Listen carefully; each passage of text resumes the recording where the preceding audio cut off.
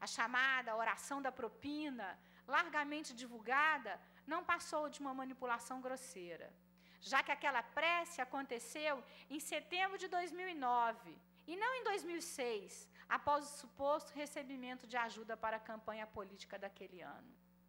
Acontece que os meios de comunicação, com raras exceções, não teve cuidado de verificar as datas, ler o conteúdo em detalhes. Enfim, não houve uma preocupação com a verdade.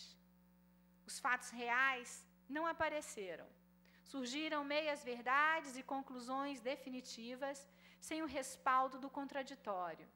Todos nós sabemos que essas mentiras divulgadas à exaustão conseguiram colocar nos corações e mentes a convicção de um crime que não existiu.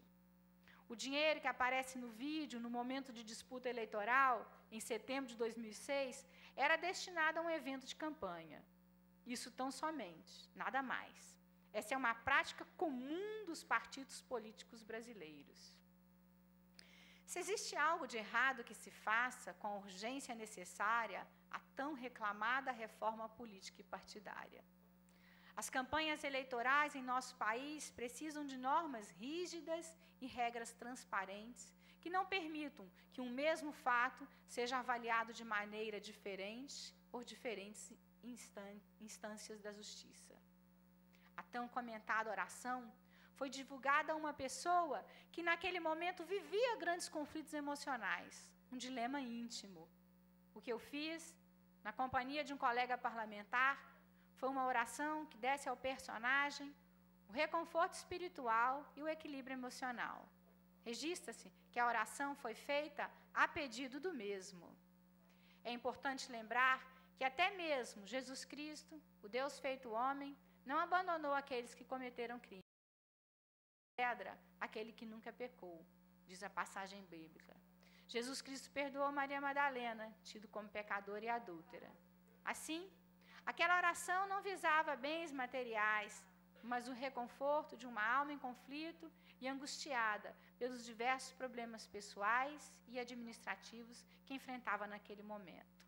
Adolf Hitler, o maior criminoso da história moderna da humanidade, responsável pelo Holocausto que exterminou milhões de judeus, procurou, por meio de seu chefe de propaganda política, Joseph Goebbels, fazer com que uma mentira repetida à exaustão se transformasse em verdade. Nem ele conseguiu. Os falsos moralistas, os invejosos de ocasião, os oportunistas de plantão conseguiram impor meias verdades e um turbilhão de mentiras à mídia de uma maneira brutal. Tanto o povo brasiliense como toda a população do restante do país recebeu essa verdadeira explosão de versões desencontradas e meias-verdades, cujo objetivo principal foi destituir minha imagem pública. Tentaram. Infelizmente, conseguiram colocar em xeque todo um trabalho voltado para a melhoria das condições de vida da população dos eleitores do Distrito Federal. Tenho, contudo, a convicção dos fortes, a sabedoria dos humildes, a perseverança dos oprimidos e a vontade férrea de repor a verdade. E conseguirei. A história dirá, com a crueza dos fatos que fala a verdade. Poucos se atentaram sobre um dado fundamental. Em nenhum momento fui alvo de quebra de sigilo bancário, fiscal ou telefônico. Não houve pedido da Justiça para apreensão de documentos, nada que indicasse irregularidades. As fitas de vídeo divulgadas pela mídia não me foram entregues oficialmente. Fiz um pedido formal junto aos órgãos competentes para obtê-las, devidamente periciadas, mas até hoje nada recebi. No inquérito da Polícia Federal, não consta nenhuma escuta telefônica ou gravação de áudio autorizada pela Justiça. Os vídeos onde apareço são apócrifos, manipulados e sem origem.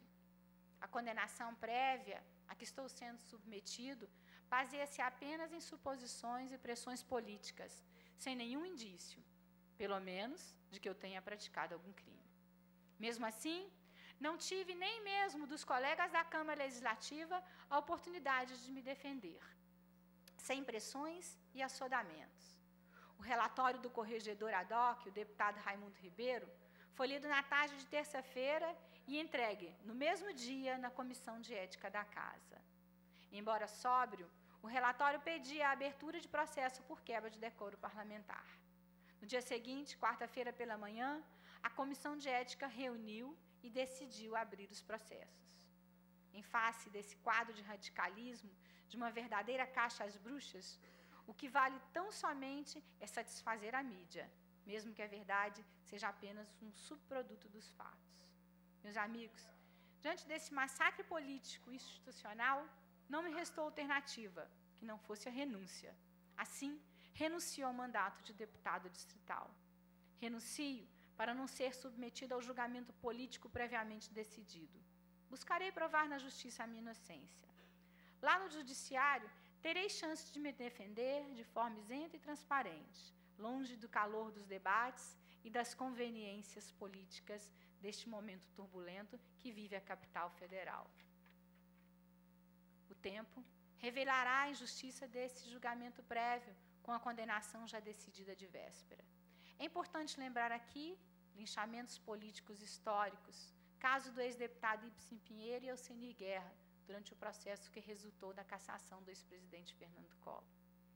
Os dois acabaram sendo reabilitados pela história e as suas inocências comprovadas, mas o massacre já havia sido perpetrado, trazendo inúmeros prejuízos políticos, pessoais e morais aos dois políticos de liderança nacional. Mesmo tendo a convicção de que provarei minha inocência, perdoo aqueles que ainda assim, diante da verdade, me crucificaram. Peço perdão, espero que no futuro possam entender que fui vítima de uma ação deliberada com o fim específico de caçar minha cidadania. Agradeço aqui a Deus por tudo de bom que tem me dado, tanto em minha vida pública quanto particular. Ao meu pai e minha mãe, inspiradores e formadores do meu espírito cristão e do meu caráter. Ao segmento evangélico, pelo apoio recebido em 2 mandatos. A população brasiliense, em especial minha equipe de trabalho, composta de pessoas profissionais e competentes. Muito obrigada, Rubens César Brunelli Júnior. Muito obrigada, deputada Jaqueline Roriz.